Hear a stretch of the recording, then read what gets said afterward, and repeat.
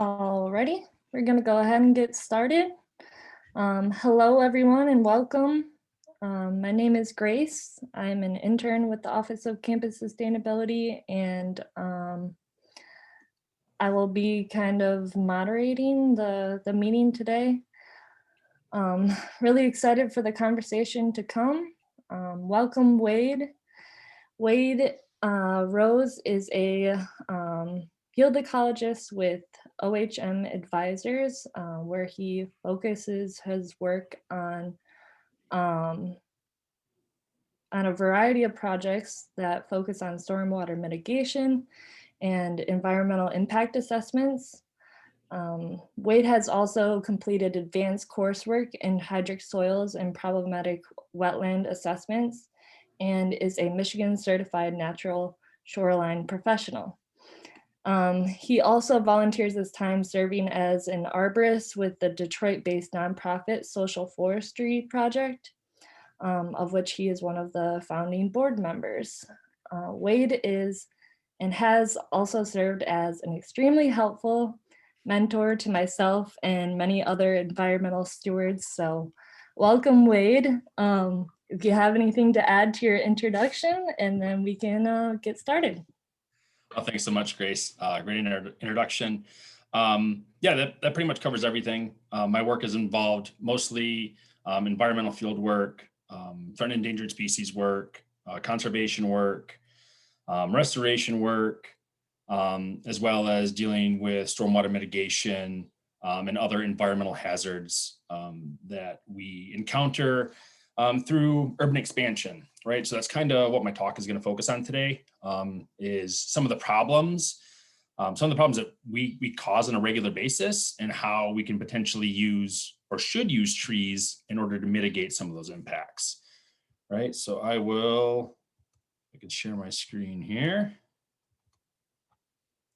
Can everybody see that? All right. Yep, all good. Cool.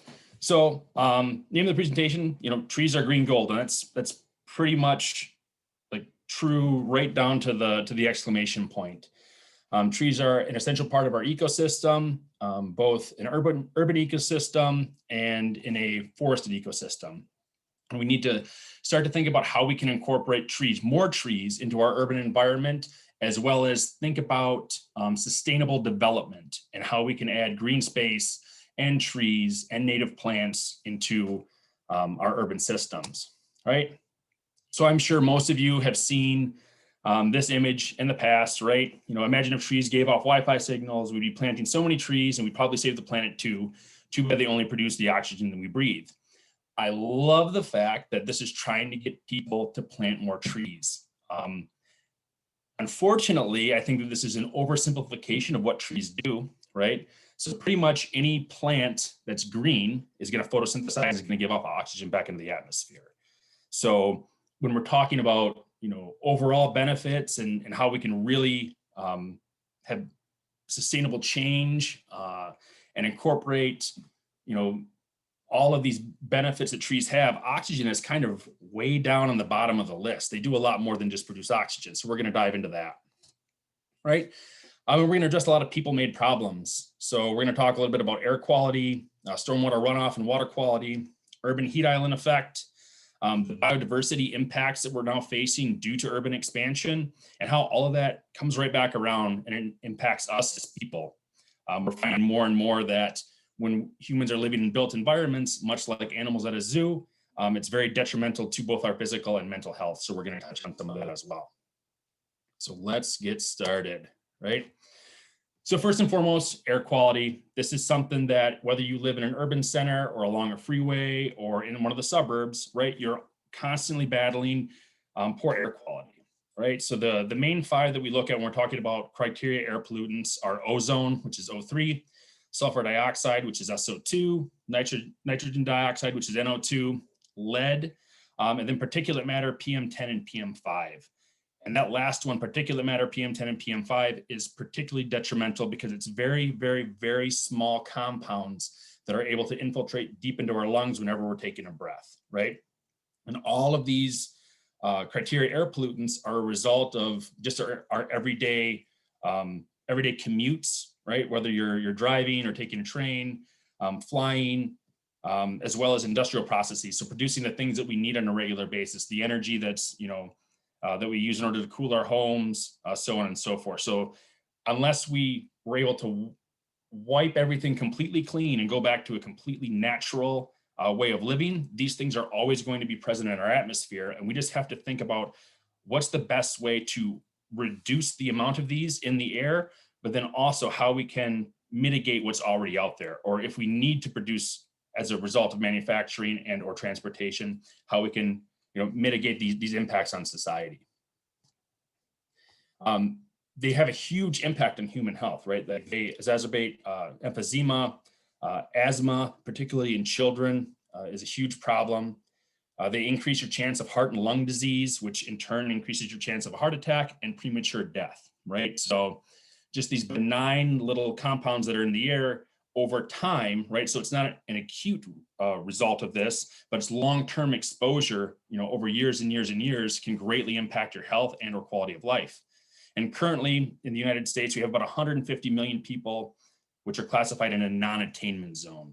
So this means that for a given period of time, week, month, or year, the area that they lived in exceeded the criteria for one of those 5 compounds that I had previously listed, right? So that's 150 million people that are subjected to these air pollutants on a regular basis. And that's a huge problem and we have to fix it. Surprise, trees can help us reduce the amount of ambient air pollution out there. So this image that you see here on the right-hand side of the screen, that's a leaf stomata, right? That's on basically there's thousands and thousands of these little tiny mouths on leaves, and they breathe in the air, right? So they're looking to breathe in carbon dioxide, carbon monoxide, and as a result of this, they'll also breathe in O3, NO2, and SO2, and this will get stored in the leaf tissue, right? So as a result of photosynthesis, we can reduce ozone by 20%, NO2 by 35%, and SO2 by 70%. And this is just by trees doing what they do on a regular basis, right? So this is, we don't have to pay trees to do any of this stuff for us. And these are called ecosystem services. And I'm going to delve a little bit more into that with each of these items that we're going to cover. In addition to these stomata, we see all these little white hairs around the stomata. And this is on a red oak leaf, and they're known as glabrous, right? So the glabrous means that there are these tiny, tiny little hairs on the leaf.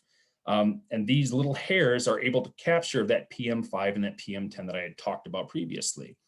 And just these tiny little hairs act as these massive air filters in addition to the stomata, and they can remove an additional 25% of this particulate matter that's floating around in the air, right? So generally within cities in the Midwest, we see, a canopy cover between 15 and 25%. And that's a great place to start. But there's still a lot of room for improvement and a lot more trees that we can incorporate to then also help out with these air quality issues. So we want to shoot for a goal of 40% canopy cover in all of our major cities in order to help reduce these air pollutants. So nationally, trees remove over 710,000 tons of these criteria air pollutants. And that equals out to a value of $3.8 billion that they're providing in ecosystem services naturally. Statewide, we're looking at 10,500 tons. We're looking at about $88 million worth of ecosystem services. And then in addition to just removing these toxins out of the air for us for free, as a secondary result of this, they're also reducing medical costs, right? So there was a big study that was done. It was in LA, New York, Dallas, Philly, and San Diego. And they discovered that when individuals have the greater the density of trees within their neighborhood, the less chances they were going to have blood pressure issues, asthma, emphysema, and things of that nature, and it actually reduced the overall medical cost by $76.3 million. Right, so that's a secondary effect of having trees. So, primary was the reduction of air pollutants, and the secondary was the overall medical cost was being reduced within those communities. So that's really, really huge. The next issue that we face, particularly here in the Great Lakes, is stormwater runoff. Right, so in Southeast Michigan alone, we're living in a very modified landscape, right? So when we see this very flat pancake area around here, that is not how this region originally looked. This was all kind of rolling hills, a lot of very large marshlands and wetlands, coastal wetlands, all around the state and the rest of the Great Lakes. We filled all those in so that we could have access to the riverfront. And then in addition to that, we rerouted a bunch of streams. So like the Rouge River is probably the prime example of that, where we channelized it completely, and it basically runs for the last couple miles in basically a big cement pipe, which is absolutely awful. Outside of the Rouge River, we've buried 90% of our streams. And this image on the right, this is actually a picture of the Red Run River, which is up here in Oakland County. And this is what's known as a subterranean river, meaning it's not on the surface anymore, it's below ground. That just means that we stuck it in a big sanitary sewer pipe, and eventually this will flow out into the Clinton River. And that's pretty gross, right? We should be able to see and appreciate all of these natural streams and water bodies that we have, but unfortunately that's not the case anymore. Like I said before, we flattened everything. It's now at about 2% grade. If you want to see what the original topography of Detroit was, I highly suggest you take a run down to Elmwood Cemetery. That's the only remaining natural topography in the entire city. And it's beautiful rolling hills and a lot of really large oak trees. It's really, really pretty. It's actually the city's arboretum, so I highly recommend you go down there and check that out. As if getting rid of all of our waterways wasn't enough, we decided that, hey, we're going to double down on this, and we're going to build close to 500,000 acres of impervious surface, right? Impervious surface is bad news when you're dealing with stormwater. Right, so the average rain event produces about 1/4 inch of rain. That produces about 7,000 gallons of runoff per impervious acre. Right, so I just said that we're right around the 500,000 acre mark. That's a lot of water that is no longer able to flow into the ground, recharge the groundwater aquifers, and make its way naturally into our streams, rivers, and lakes. Unfortunately, what it does do is it picks up sediments, solvents, oils, pet feces, and trash, and it brings that down into the sewer. So in a typical, on a sunny day, right, we have a sanitary sewer system that leads from your house and it goes to the treatment plant. However, when it rains, all of this water is combined into one pipe, right? This is known as a combined sewer overflow. So what these combined sewer overflows are, is it mixes both storm and sanitary waste, and it will inundate the pipe when we get these large storm events with large runoff, and then that then overflows untreated into our rivers, lakes, and streams. That equals out to about just shy of 6 billion gallons of untreated sewage annually enters our Great Lakes, right? And in addition to that, another 10 billion gallons of partially treated sewage. This is absolutely awful. We live in the Great Lakes state, right? This is a $6 trillion regional economy that we're putting at stake because we can't solve our stormwater issue. Right? We continue to use our waterways as a continuation of our sanitary sewer system, and we have to stop. This image on the right, this is of Lake Erie, and this is the green-blue algal blooms that we read about that end up creating the cyanobacteria, which then create mycocystin, which makes our water undrinkable. You can't shower with it. You can't boil it in order to do anything with it. It basically turns the entire lake into a dead zone, and you can't do anything with this water, right?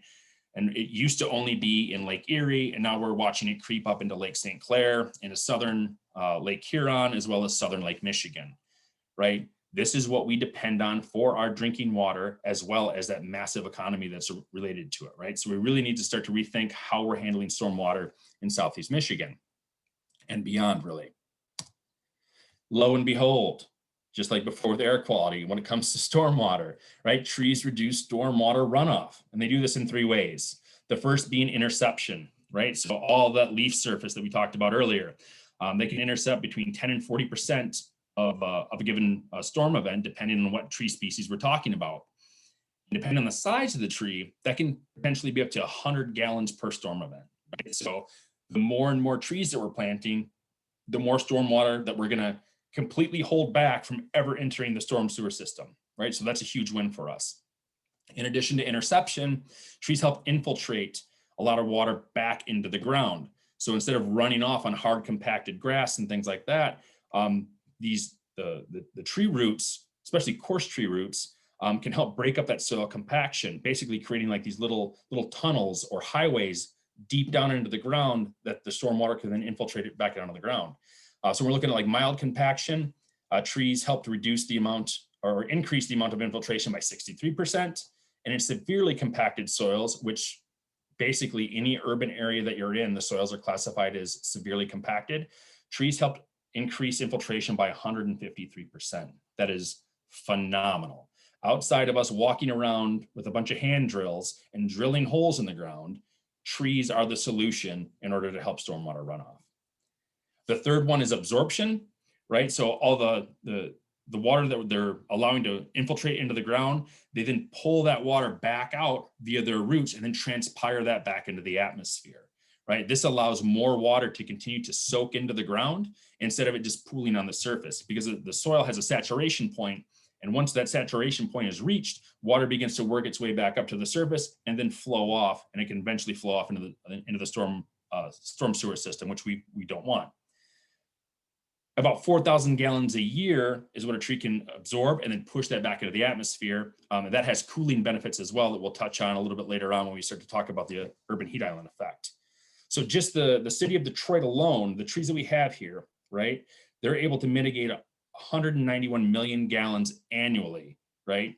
That equals out to $382 million worth of ecosystem services. And again, this is a very small investment to put trees in the ground and then maintain them until they reach a certain age. And then we get all of these services for free, right? This is a fantastic investment and pretty high dividends, if you ask me.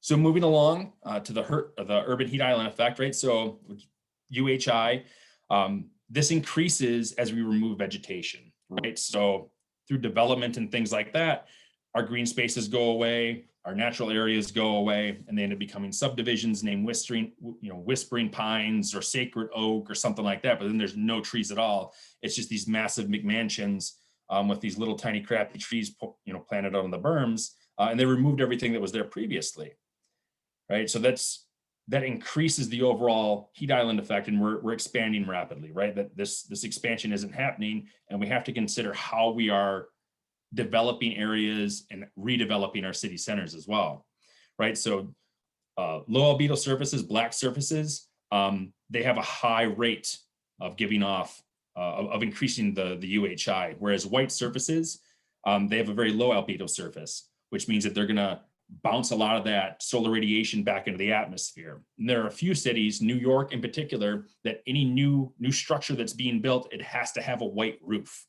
right? And that being that heat isn't absorbed into the building and then released at night or during the daytime, it's pushed back out into the atmosphere. And they're watching like a pretty significant reduction in the overall heat within the city. France is another city that is doing this as well. I'm sorry, Paris. Paris is another city that's doing this as well in France. These increased surface temperatures, when we're talking about these low albedo surfaces, can increase daytime temperatures by 27 degrees Fahrenheit, right? So think about a 70-degree day versus a 97 to 100-degree day. That's a huge, huge difference, right? That's like being comfortable versus like, I don't want to go outside right now. That transitions over to the nighttime, right? Where we're looking at an 18-degree increase. So again, we're looking at the difference between 70 and 90 degrees. One of those is very comfortable, the other is not, right? And overall, it increased the ambient air temperature by 5.5 degrees.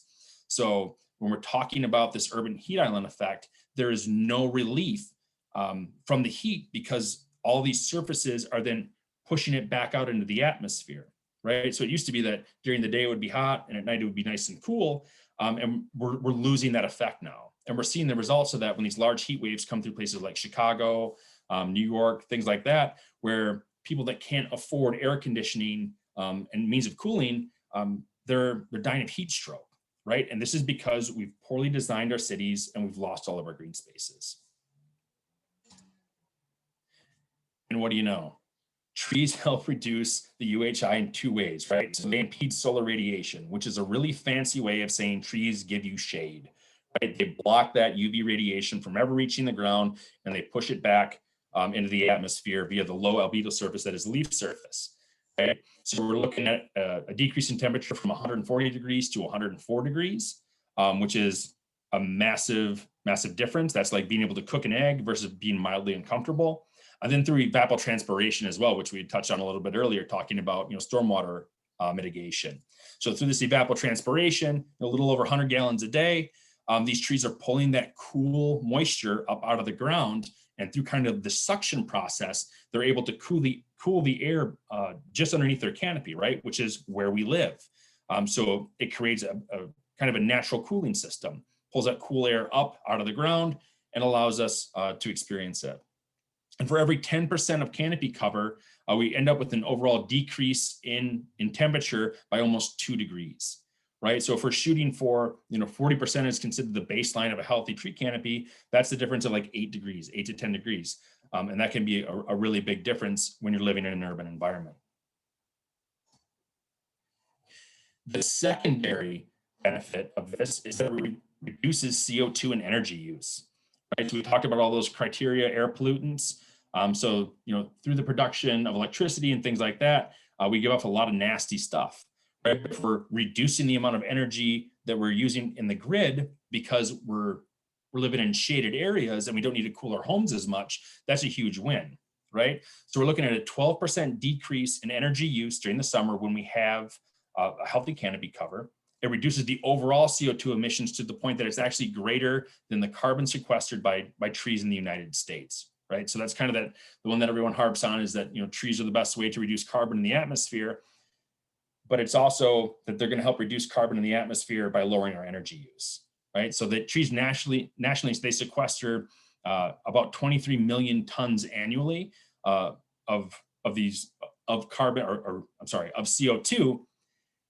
And when we're reducing our energy use on top of that, that number increases even greater, So we're looking at an overall savings of about $10 billion when we actually have a healthy tree canopy in our urban environments, in our suburbs and places like that.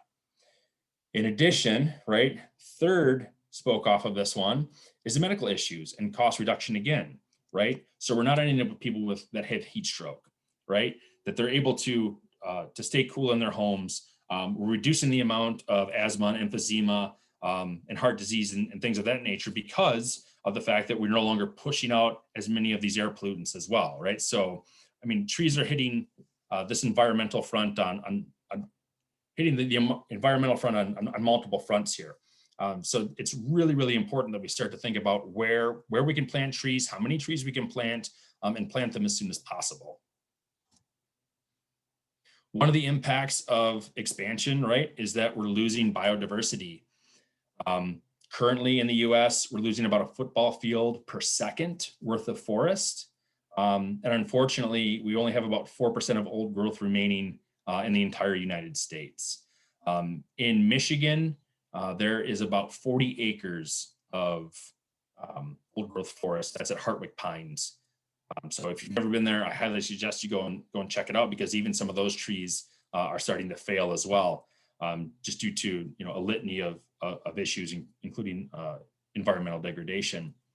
So once we remove all these trees, right, we got to build something, right? We just don't remove trees for fun. So generally we build more impervious surface. Like I said before, we're over 400 acres of impervious surface in Southeast Michigan, and that's expanding every second. If we don't build anything on it, we turn it into tree plantations, or what they call pulp plantations, which the trees are cut down every 15 years in order to create paper products and things of that nature, lumber supplies, so on and so forth. And these are often monocrops, right? Like what we see here on the right, this is a stand of monocrop, right? White pine. If you look down underneath in the understory, there is no life happening down there whatsoever, right? We need biodiversity for healthy forests. When we come in and we clear all these forests out, we're not just impacting the trees, we're impacting every single level of that forest. And it's very, very difficult to get that back once it's gone.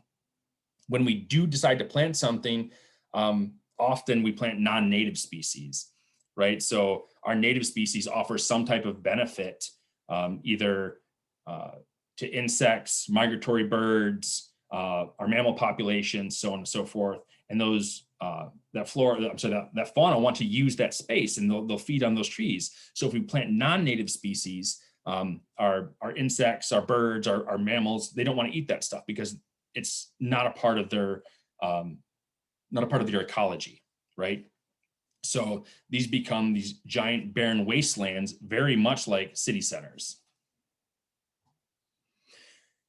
So trees offer different levels of impact when it comes to biodiversity. Right? So in the spring, we talk about pollinators and how important bees are. Particular, we harp on honeybees quite a bit, but also our native species. Right? They need a food source first thing in the spring, and very often the first thing that they're feeding on is red maple and willow species. Those are the first things that are going to flower in the spring. So it's not like your traditional flowers that they're seeking, right? And this is the first boost of nutrients that they're getting in the spring. If we remove these trees, or if their density isn't great enough to allow for bees and things or other insects to forage regularly, we're going to end up losing those pollinators on top of it. Secondarily, oak trees in particular, they play host to nearly 500 different species of moth and butterfly larvae. So like this little caterpillar up here in the upper right hand corner, that's a cecropia moth. These guys feed on the tree. Some of them will make it to adulthood, but the vast majority of these end up being food for the broods of our native species, bird species here, as well as neotropical migrants, right? So without the oak trees or any other native tree species, we're going to lose these protein-packed little morsels that then feed our bird species, right? And everyone's like, oh, well, that seems like that's the end of it, right? So we're just going to lose a handful of birds. That's not really a big deal. But after the spring, when all these caterpillars go away, the birds focus on other things, particularly mosquitoes and other flying nuisance insects. So without trees, we lose our bees, we lose our birds, and we end up in a hellscape that's just full of mosquitoes and black flies, which doesn't sound like much fun to me. So when we look at the overall impact that trees have, right, we're looking at that they support over $406 billion in pollination, right, by providing that first food source for both honeybees and our native pollinators. That's huge. Secondarily, by providing birds with the first nutrients that they need in the spring via hosting caterpillars from butterflies and moths, they additionally help to control 500 tons of agricultural pests, right? So like tomato hornworms and things like that. It allows them to make that next jump up into ensuring that we have a steady agricultural supply. And then the third spoke off of that is that it's an overall reduction in insect spread disease, right? By controlling the mosquito populations and things of that nature, we're reducing the overall medical costs or future potential medical costs by being able to control all these pest insects. So just a handful of trees can have a massive impact on your surrounding environment. So you should do like they do in this picture here and take a moment, go out and hug a tree and thank it for its contributions to preserving biodiversity in our neighborhoods. And all of these things, they all combine into impacts on human health, right? We think of ourselves far too often that we are very, very separate from nature, right? We put ourselves inside of these protective boxes, we leave our protective boxes and we jump in a mobile protective box and we go to our protective box office and we stay there for 8 hours and then we come home to our protective box. That's not how we're supposed to live, right? When we lose access to green space, when we lose that interaction with nature, it has detrimental physical and mental impacts on us, right? I talked earlier about how, this type of environment is very similar to animals being kept in zoos. They give animals in zoos antidepressants and they try to keep them stimulated so they don't self-harm and things like that. And these are the same types of things that we're seeing in our society today, right? We're living in an environment that is not suited to us, and we need to rethink what that environment is going to be in the future. The loss of green space is so impactful that it has the same mental impact as losing your house or losing your job, right? We need green space in our communities. And when we do lose this access to green space and to trees, we see an overall increase in violence in humans, right? Just like they see in zoos. When we don't have natural scapes around us, naturescapes around us, we get bored, we get angry, and we need to get back out in nature. So how can trees help this, right? By including more trees in green space, just visually, right? So if you're in a building that has access to a window and you can see a tree or you can see a grassy area, it'll reduce your stress level, your blood pressure, anger and aggression levels, your need for pain medication, as well as recovery time in hospitals. So there was a really big study that was conducted by, I believe it was Kaplan and Kaplan out of the University of Michigan. And they were monitoring the pain medication use and the recovery time of patients in hospitals. They had a blank room, a room with a picture of a tree, and then an actual window where someone could see an actual real live tree. The individual that had just a painting of a naturescape, they recovered faster and needed less pain medication as opposed to the person that was in the white room. However, the person that had access to the actual living, breathing tree, their recovery times and pain medication use was almost cut in half. So nature has a profound impact on the human body, both mentally and physically. When you have direct contact with nature, the results are even greater, right? Like they've discovered that blood glucose, right? So like diabetes can be reduced simply by being out in nature and taking deep breaths on a walk. It vastly reduces mental fatigue. And over time, they've discovered that it can decrease violent crimes in communities by over 50%. And this is kind of like that animal in a cage scenario again, right? When we're in built environments, this is not how we're supposed to live. And we need to start incorporating more green space. I cannot harp on that enough, especially if anyone here is in that field of architecture, design, city planning, things like that. These are things that we need to consider moving forward. We've even noticed an increase in the immunoglobulins in the human body, which is our ability to fight off disease and infection, right? I mean, we just came out of a pandemic. And I'm not going to say that trees were going to be the be all cure all for this pandemic. But if we're already dealing with a society with a very healthy immune system, perhaps those impacts wouldn't have been quite so great. So what is our state of urban forestry right now?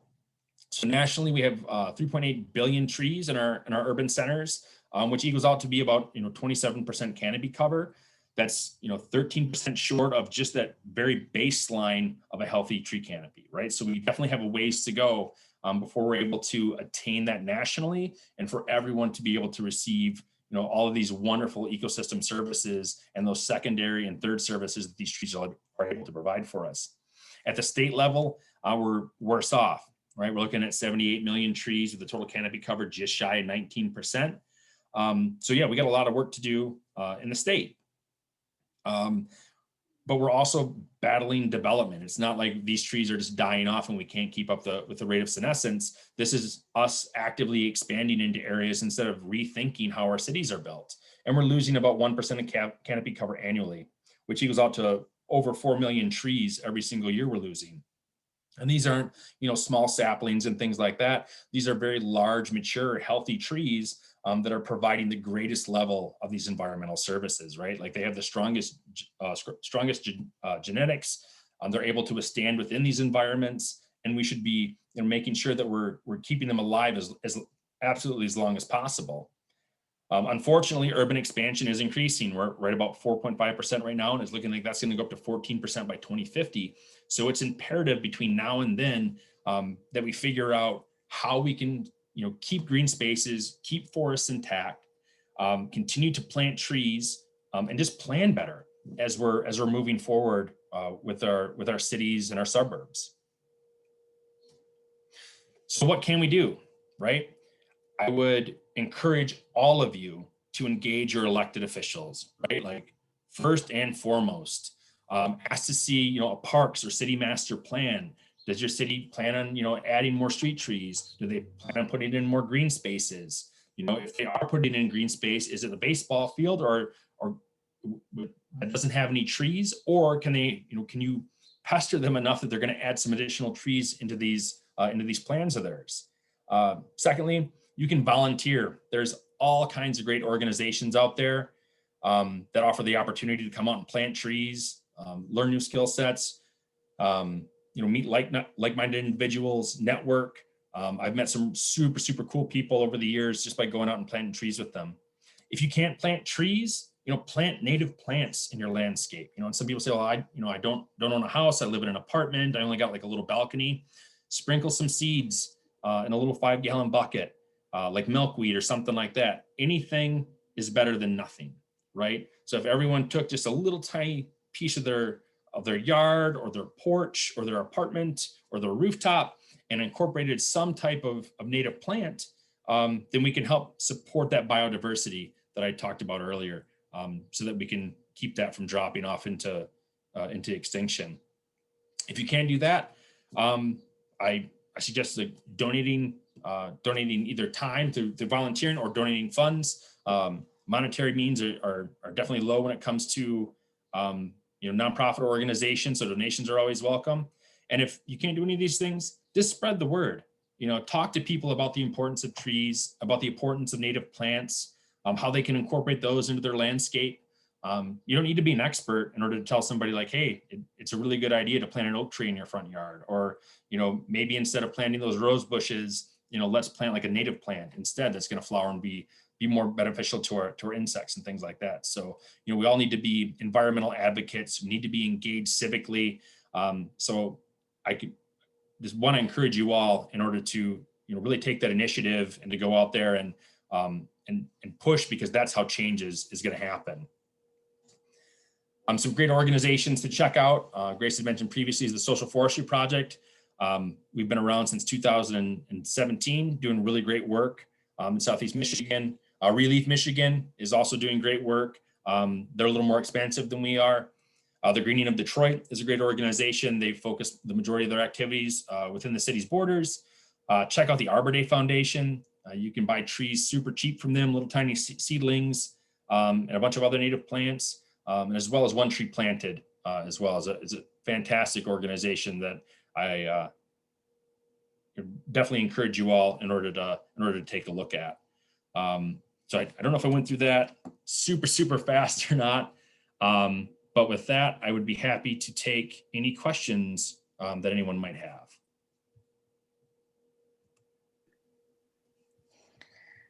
Thanks so much, Wade. That was an abundance of just fantastic information. And I feel like all of those things are things that I'm kind of constantly thinking about in the back of my mind. Like, it just relates to so many things that you encounter in your everyday life, health problems that you're seeing across the nation, and also reductions in biodiversity and in species as a whole. So I do have one question. Yeah. It's pretty basic, but I'm wondering, how did you come to the conclusion, or how did your sources come to the conclusion that a 40% tree canopy cover is the most ideal? Do you know? So that stems from looking at those baseline ecosystem services, right? So kind of that sweet spot of where urbanization and reforestation kind of meet at in the middle. The available space generally fleshes out to about 40% of a given area of a city is what you're able to forest outside of parks and things like that. So looking at the right of ways, that area in between the curb line and the sidewalk, there's generally enough room to get to 40% there fairly easily. Okay, cool. And I saw someone here in the chat had a question: what percentage of Detroit is covered by trees? It fluctuates between 19 and 20% right now. The last study that came out, I believe they're in the process of doing like another full inventory. So that number hopefully will bump up a little bit. But I know that they were battling like some oak wilt. There are some remaining ash trees that are still dying off. The American elms, like a lot of the large American elms, those are dying back now because of the Dutch elm disease, emerald ash borer. So there are a litany of issues that we're still facing when it comes to reforestation, right? It's not like we can just add trees constantly and there's like no loss, right? There's always that certain amount of senescence that we're losing, and when we lose large mature trees, right, that's a greater impact on the overall canopy cover as opposed to like losing a small tree. And unfortunately, when we're talking about urban street trees, their lifespan is only about 7 years. And that's mostly due to like a lack of care and maintenance or incorrect maintenance, right? So it's definitely an uphill battle, but there's a lot of great organizations out there doing really good work. So don't want it all to seem like doom and gloom. There's definitely some positive and silver linings out there, and I think that's what you got to focus on for sure. Hi, can I ask a question, Grace? Yeah, go Absolutely. for it. I was curious about whether or not the benefits of planting fruit trees in cities can be as sort of as great as the benefits of planting native trees, whether there's a way that you can address sort of food security issues at the same time that you're looking at forestry and all of the benefits you talked about. Yeah, absolutely. So large shade trees, they're definitely more bang for the buck when it comes goes towards environmental services, right? Because they just have so much more canopy cover, more leaf off, things like that. They're much more longer lived as well. Oak trees can get up to 200-300 years old in some cases. So that carbon sequestration is going to continually compound over years, and the amount of stormwater that they're able to uptake and so on and so forth. However, there are a ton of native fruit trees out there that serve the exact same purpose. Right, their lifespans might be a little bit shorter, but they're providing a bigger bang, like for pollinators, as well as human beings too, right?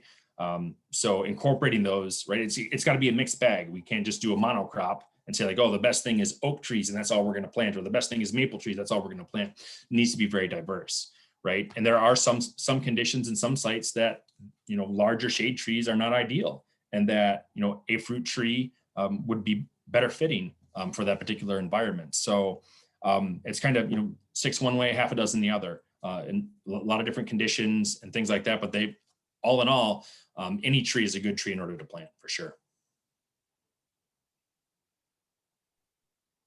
Can I ask another one? Absolutely, yeah. Keep them coming. I love it. Okay, sorry. I see Jess was going to ask a question, so I'm not sure if I should. I'll go after you. Okay. I was just also wondering, you mentioned the Dutch elm disease. I read this amazing Richard Power novel, The Overstory, which talks about the chestnut, the disappearance of the American chestnut tree. Yeah. I was just wondering if those blights, I mean, obviously that's a reason to plant a diverse population of trees, but can they ever come back? Or, is there a cycle whereby we can hope to see those trees again surviving and thriving? Yeah, absolutely. So right now the DNR is conducting a study where if you see an ash tree that's greater than like 7 inches in diameter, they want you to report it. Because if it's still alive after this huge wave of emerald ash borer, that means that tree is evolving to be able to withstand emerald ash borer, right? And they want to be able to then take those genetics and clone those into other ash trees to give them the resistance as well. That's kind of what they're doing with the American chestnut, is they're crossbreeding it in with the Asian chestnut tree, as well as any lone survivors that are out there, putting in the good fight against the chestnut blight. Same thing with all of our elm trees as well. They're actively looking for larger trees that aren't dying back because of Dutch elm disease, because they have some type of resistance. It might not be like 100% resistant to it, but it's better than nothing, right? And if they're able to survive this long, then we want to be able to preserve those genetics as well. So yeah, there is definitely silver lining that we're seeing, when it comes to surviving these onslaughts of these invasive funguses and pests that are brought in through the horticultural trade for sure. Jess, you had a question? Yeah, I was wondering if Detroit were to have that 40% that we talked about, do we know like how that would affect the asthma rates here? I don't know off the top of my head. I can send Grace a contact who is currently working on that type of project right now, where they're identifying like a lot of our freeway corridors and things like that, and then monitoring what that overall reduction in air pollutants is going to be just by planting along the freeways, and then looking at the occurrences of asthma attacks and emphysema in the adjacent neighborhoods. But it's a strong enough correlation at this point that there are a lot of organizations that are throwing tons and tons of money behind that as a means to reduce the overall asthma rates in urban centers. Yeah, that would be good because I know Detroit especially has an issue with that with kids too. Yeah, yep. I mean, we got a ton of freeways. It's like we decided like drop spaghetti down there. We're like, oh, there's freeways everywhere. It's all good for us. So, but with that comes rethinking how we get around, right? Like if we had a more efficient public transportation system or a train system, we could be reducing all of those vehicles off the road as well. So it's more than just planting more trees. It's also rethinking how we're getting around in our cities and how we're designing our cities to begin with, right? True. Thank you. Thank you. I've also got a quick question. But first I want to say this presentation was really awesome and really all encompassing. And I feel like I've learned a lot. I feel like every time I walk away from these EcoTalks, I've got so much knowledge and it's really awesome. Thank you. First question is, you had mentioned that there was a cemetery that's the last, that kind of shows the last bit of, natural geography to Detroit. Yeah. What was that again? That was Elmwood Cemetery. Elmwood Cemetery. East side or near east side. Okay, I definitely wanted to visit. I couldn't catch the name, but my friends and I joke that they just took down the last standing natural hill over by Milliken State Park. They're raising it. I was like, oh my gosh, the last hill. So I would love to do that. Yeah, and they actually offer little maps of all of the old growth trees that are in the cemetery too. So definitely grab one of those maps as you're walking around, because there are some magnificent bur oak trees, trees that are in there mixed in with some other really, really nice specimens. So definitely go check it out. It's super cool. Yeah, for sure. And my second question, I'm an urban planning student at Wayne State, and we were on the topic of climate change. We were taught that there's two different ways to approach it. You can there's either adaptation, and in terms of like planting trees that can take higher heat or don't require as much water, or there's mitigation. And adaptation was presented as the more favorable option. But the more I'm learning about this, and we had an EcoTalk speaker a few months ago, talk about the benefits of mitigation. What are the differences in terms of like how can each approach change the the ecosystem of an urban environment? So there are several cities, and like Chicago, for instance, is planting tree species that are considered southern tree species to get ahead of advancing warmer temperatures. So they're planting in, I believe it's 2 higher planting zones than what they're historically should have been planting. That does have an impact on that biodiversity factor again, right? Because if a species is from the Great Lakes region and we're now planting trees from, let's say like northern Arkansas or Alabama, those might not jive 100%, right? So we might see like a small reduction in insects, and you might begin to see like those ripple effects that will transfer out into the surrounding ecosystem. So it's very, very important that we stay cognizant of the fact that while we should be planting, for climate change, it's also really important to continue to provide those same species that were initially there, because they're going to be able to adapt as well, right? Like 30,000 years ago, we were 2 miles under ice here in Michigan, and now look at all the plants and animals that have moved back into this area, right? Like plants are very adaptable over time. So by planting very young seedlings in advance of a warming climate, we can give them enough time in order to adapt to these warming conditions so they're able to survive into maturity. And it's never, I don't like when people say it's either this or that, right? It's going to be a combination of things, right? So, mitigation, reducing the overall amount of CO2 that we're emitting and things like that is also really, really important. But it has to be in conjunction with like several other things, right? Like people have to be willing to like change their lifestyle or at least modify their lifestyle slightly, and take, incorporate different practices. So it's never just going to be, hey, you got to do this and not that. It's got to be, it's kind of give or take. Yeah, for sure. Keep that in mind as you're, advancing in your career. Don't let anyone strong arm me into saying like, no, we have to do it this one way, and that's the only way we can ever do it, right? Definitely, yeah. And the more I learn about it, the more I'm shocked that they, didn't give both sides of the story. So yeah, definitely. Thank you. So thank you. Yeah, thank you, Wade, for this fantastic presentation. I had a question on what you talked about, on what we can individually do to impact like this sort of tree planting. And I was wondering, like in daily discussions, when we come across people that aren't very environmentally conscious or don't really like care about like planting trees or anything, how would you suggest that we approach that and convince the other person or persuade them to sort of be more environmentally conscious and do things like plant more trees? I think that the biggest thing to keep in mind is like meet them where they are, right? So if you're talking to someone and they're not environmentally conscious at all, find out what their interests are. Like I have a lot of friends who aren't environmentally conscious at all, but they enjoy hunting or recreational activities like boating and things like that. And that's kind of my in.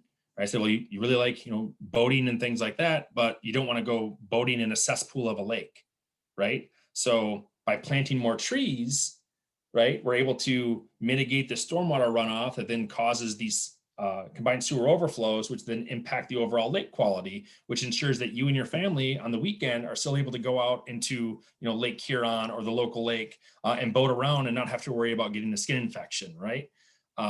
So yeah, I think it's really important that we, as environmentalists, that you don't attack people for their lifestyle, right? You offer them alternatives, and if they choose to accept those, that's awesome, right? And if they don't, then that's a conversation for another day. But don't ever give up on them and say, that's a waste of time.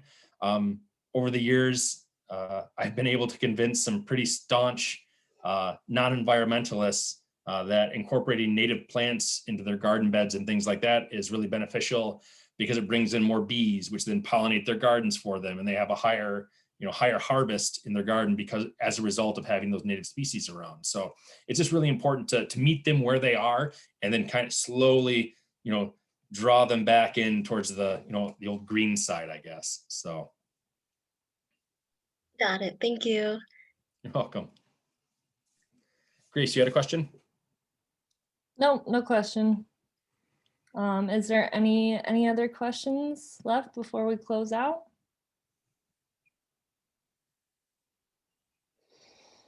All right, well, thank you so much, Wade. And thank you everybody for the super interesting and thought-provoking questions. I think we're all leaving here with a wealth of new information and really good advice of how to convert other people into tree huggers. So, thank you so much, everyone. Thank you so much for having me. I really enjoyed it. Questions were great, and have a great weekend, everybody. Thank you. Thank you. Bye. Bye. Bye.